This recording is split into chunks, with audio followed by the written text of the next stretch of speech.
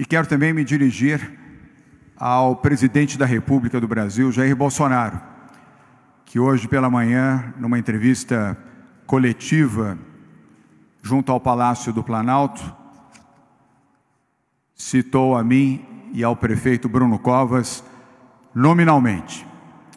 E antes de me referir a essa citação, eu quero dizer ao presidente da República, o mesmo presidente que ontem, indagado por jornalistas sobre as mortes e o crescimento das mortes no Brasil, respondeu: quer que faça o quê?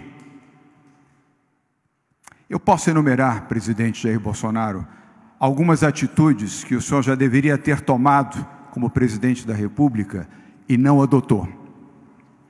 Esta é a resposta do fazer o quê? É fazer aquilo que o senhor não fez.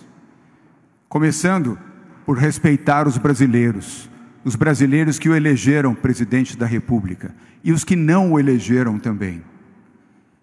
Respeitando pais, mães, avós, parentes e amigos que perderam as suas vidas no Brasil até ontem pelo coronavírus.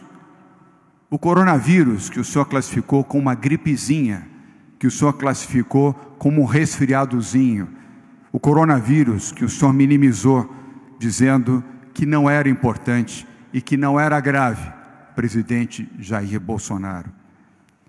Que o senhor respeite o luto de mais de 5.000 famílias que perderam os seus entes queridos e que hoje estão sepultados. E em praticamente todos, nenhum parente pôde acompanhar o sepultamento. Respeite os médicos, os enfermeiros e os profissionais de saúde, presidente, que ao contrário do senhor, que vai treinar tiro em estande de tiro, estes profissionais da saúde do Brasil estão trabalhando para salvar vidas, para atender as pessoas, proteger seres humanos. Pare, presidente, com esta política da perversidade. Pare de atrapalhar quem está lutando para salvar vidas. Pare de fazer política em meio a um país que chora mortes e infectados. O senhor disse que o Brasil estava vivendo uma gripezinha, um resfriadozinho. Teve a coragem de reafirmar isso várias vezes.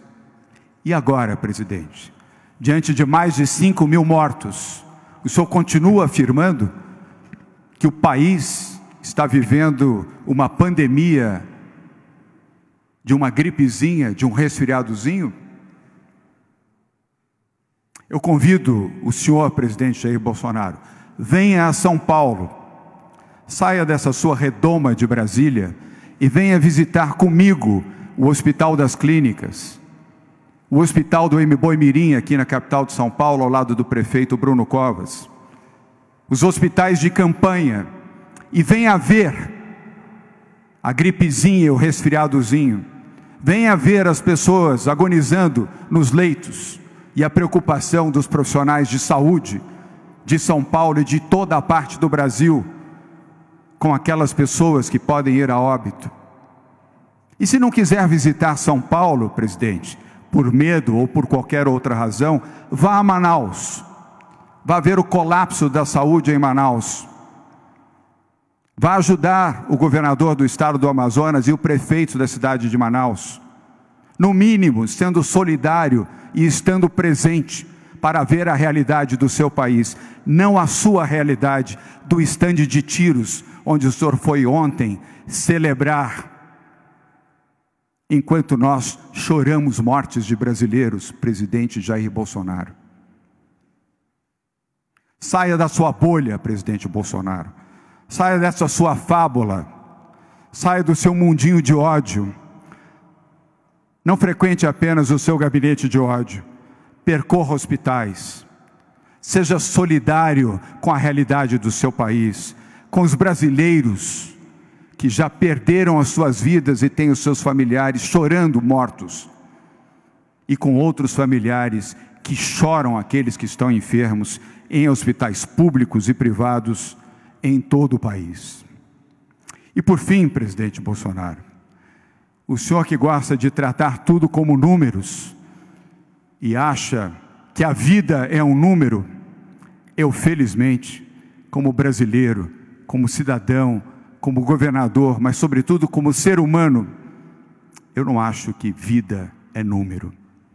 Nem os meus filhos são tratados por número.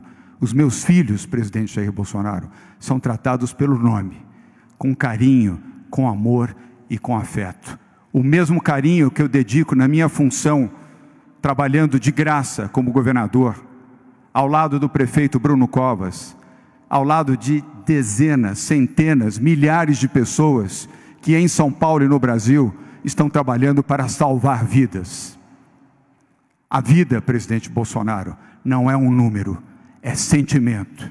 E eu espero que o senhor ainda possa resgatar o seu sentimento para ter um olhar de compaixão pelo seu país e pelos brasileiros.